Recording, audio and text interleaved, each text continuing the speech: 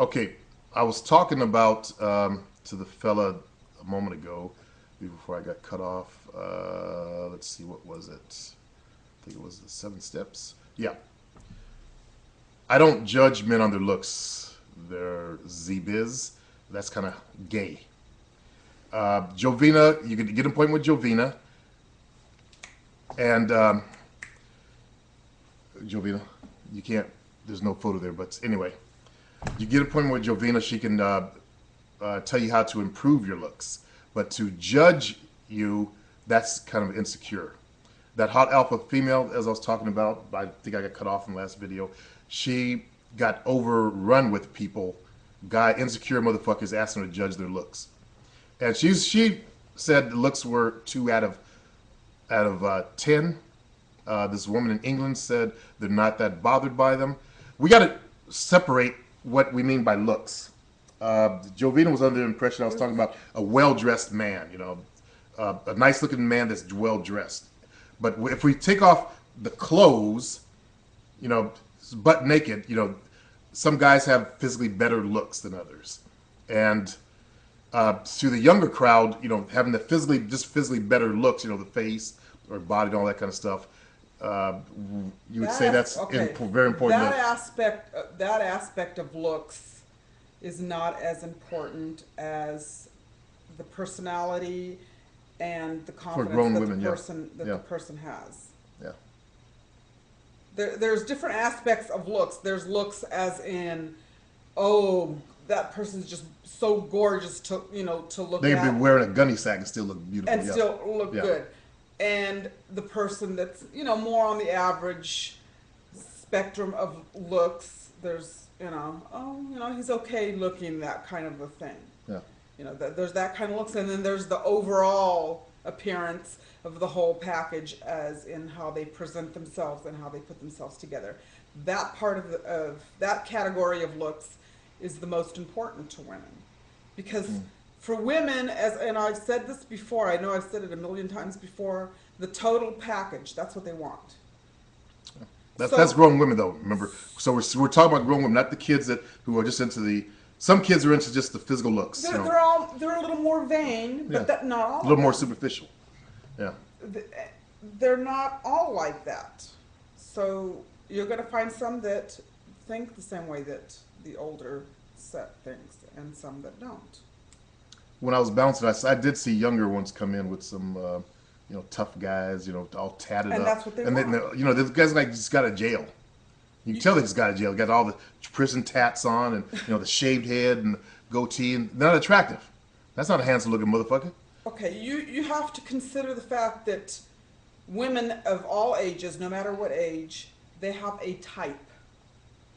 They like them bad boy types. They like a type of a guy, a certain type of guy. And some of them. Most some of them like the pretty boys. Most of them are not willing to settle on the type that they're going to go for. Mm-hmm. Like you just said, some like the pretty boy type. Some like the tough guy type. Yeah. Some, which is a very small. Some like the lumberjack dudes. Yeah. The guy that could get out and work on the car kind of guys. So, you have to consider, and you can always tell the type that a girl likes or a woman likes by the type of person that they will pay attention to. Look at, that's true. Study that person and say, oh, he's a tough guy. Then that's what know that she wants. So you want to model yourself. About 4 years ago, I was dressing like the lumberjack dude. I don't know if you guys were around back then, but I wore my flannel shirts and my lugs and jeans and stuff like that, and I attracted women with that look. One day I was at Denny's, and this woman came up and gave me her number, and she was the white-skinned Mexican chick. Oh, I remember her. Yeah. Young too. Amy or Amanda or something like that. Something like that, yeah. Yeah, I told her about it. Mm-hmm. Anyway. But the guys at Denny's have my back because I was told about it. Yeah, I told her because I know there's those motherfuckers at Denny's. They'll come in. Well, the women. Women get at each other women's backs. So anyway, you don't want to judge your looks, get your looks judged that way. Just work on improving your looks. Let's see. Advice needed. All right, Supreme. Hope everything's good with you. Not sure whether you're aware over in the States, but here in the UK, major riots have been spreading throughout major cities, have started to make their way into smaller towns. Really? I don't watch the news. I know this isn't game advice, but falls into the area of being a real man. With all this violence, looting, and vandalism going on, what would you do and what plans would you make to protect yourself and your family? Do I need to go have Jovina go get my shotgun? I've already got my protection. Would you simply sit around and hope that the police were able to get it under control whilst doing nothing yourself? No. Or would you start preparing yourself for the possibility of gangs tearing up your own streets and threatening you? I'm already prepared. Okay? So I've already done that. I have a shotgun in my house, and I've got tons of shells. And I'm just itching to fire some off. As I said, I know this isn't game advice, but for a long time now, you've been the main person who taught me how to step as a man in life. Exactly. And you know, being an African American here in the States, you should know about the police and black people. You know, we can't trust them. We have no trust coming from our local police departments, which is kind of sad. So we got to do it ourselves. And that's why I'm also buying property out in Arizona as preparation for anything that might be coming down in the near future. Property that I can retire to and retreat to just in case, out where nobody is living. That's the kind of land I'm looking for. That's why I was looking into building a geodesic dome house, or now actually maybe one of the container homes. You can Google container homes and you can see all about that. So they can withstand, I saw a video of them withstanding a shell. And all it did was dent the thing. So that sounds good to me. I'm not a doomsayer, but I was a good Boy Scout. Always be prepared. I don't know if you guys have Boy Scouts in your country. I think you have something similar though. So yeah, you always want to be prepared because it's your life. Let's see, get the same video questions all the time here, it seems like.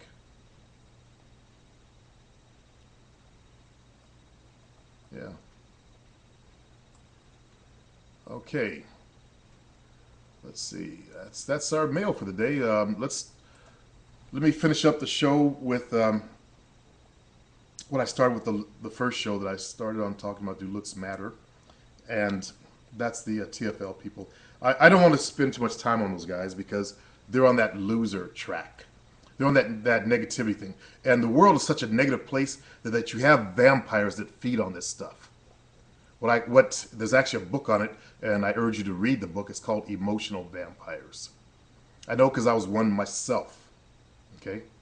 So I can recognize other vampires who feed on all that negativity.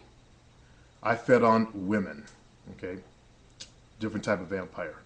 I fed on their emotions, and I admit that honestly and truthfully. That's why I mentioned that in my book, 7 Steps. Some guys got freaked out by that and got their panties all in a bunch, and they got scared. These are grown men. Got scared because I had that in there, and I put it back in into the new program. So I took it off and then I put it back in. It was a book that I was writing on players as emotional vampires. So I put the chapters in there. Okay. So I can recognize that behavior. And I know that type of person. That's why the wannabe religious dude, he's a vampire. You know, he feeds off that shit. That's why they do shows on stuff like that, and they slather and glorify it. You have to watch these kind of people out there. You have vampires in your own lives around you. I've talked about, I don't like talking about this person, but my own mother is a vampire. I've talked about how the lights, what I say about the lights in her house? They're dimmer than any house and on the block. Yeah. She's all gloom and doom because she feeds on that stuff. She feeds on negativity. That's probably where I got mine from. in your lives, you'll find people like that who are emotional vampires. They slather on the news. They look for every bad thing going on in the world, and they glorify and they get all into it and get all wrapped up on the shit and talk about it. And they used to say, well, you got to know what's going on in the world. It's okay to know what's going on in the world, but to slather over it and give it even more energy, that's not okay. That's a sign of someone that's emotionally wrapped up in negativity and feeding off of it. Okay? There are women who are emotional vampires also.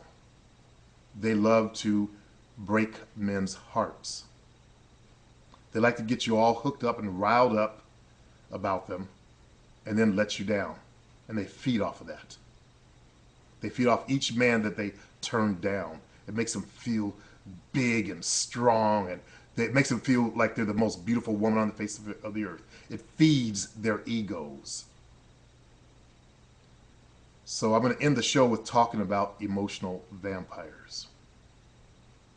As I said, I was one myself. Okay? I fed off the pain and misery that I delivered to women. I fed off of the ups and downs that I gave them. It charged me up. I got a charge out of it.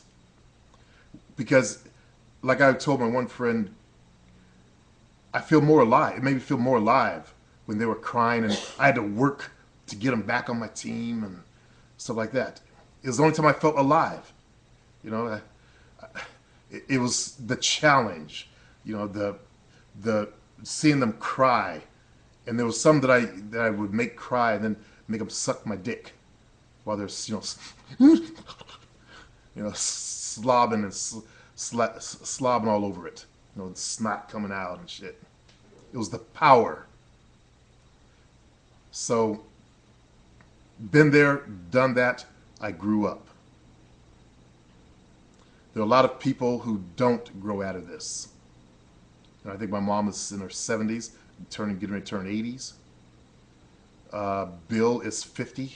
He's 50. I'm 52. I forgot that I turned 52 in June. And Bill's 50. That man looks like death.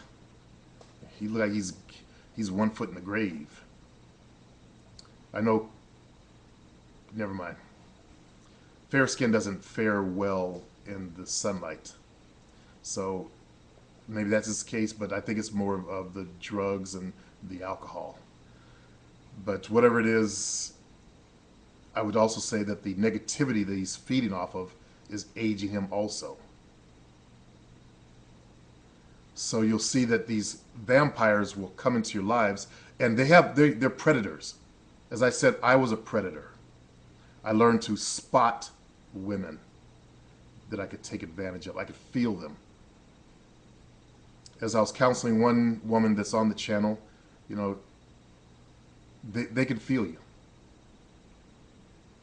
Players who are, you know, that's what a player really is. He's an emotional vampire. They can feel you. Okay? They will always find new prey. And it's like a love-hate relationship. Each one needs the other.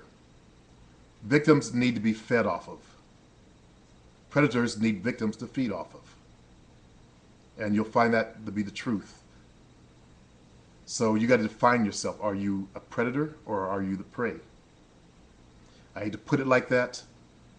I know many of you guys just want to be daters, but I'm talking about to the players out there. You know, I like to give you guys the real truth of the game. So let's take the face off of it and look at it for what it really is. You get to have the power, you get to have the fun, and when it's time to put the power and the fun away, then it's time to, you know, move on to other things.